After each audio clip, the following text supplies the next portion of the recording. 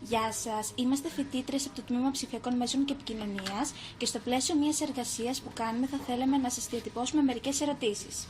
Βεβαίως. Ποια είναι η άποψή σας για τα έργα που γίνονται στο νησί?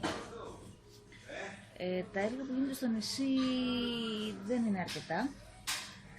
Θα έπρεπε, ειδικά μετά το σεισμό, τα έργα να έχουν γίνει πολύ πιο γρήγορα, αυτά που ήδη γίνονται, και άλλα τα οποία δεν έχουν ξεκινήσει καν.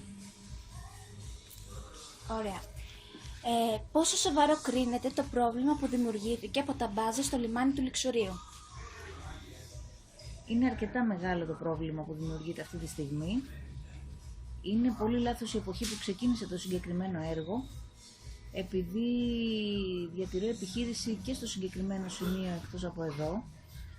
Μας είχαν πει ότι το έργο αυτό θα ξεκινούσε αρχές Σεπτέμβρη, το οποίο και δεν έγινε, και ενώ ήξεραν ότι υπάρχει θέμα με το που θα εναποτεθούν τα μπάζα, φρόντισαν να το ξεκινήσουν πρώτη σεζόν για να δημιουργηθεί πολύ μεγαλύτερο πρόβλημα από αυτό που θα μπορούσε να είχε δημιουργηθεί τότε και να είχαμε βρει μια λύση έγκαιρα πριν να μπει η τουριστική σεζόν.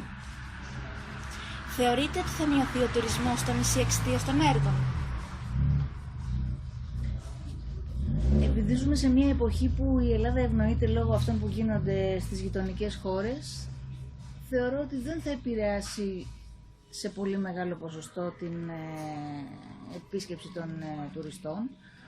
Παρ' όλα αυτά δημιουργεί θέμα εκτός από τους τουρίστες και σε εμάς τους ίδιους στην καθημερινότητά μας, η οποία έχει κατεβεί πάρα πολλά επίπεδα, όχι μόνο ένα, τα τελευταία μερικά χρόνια, ειδικά μετά το σεισμό.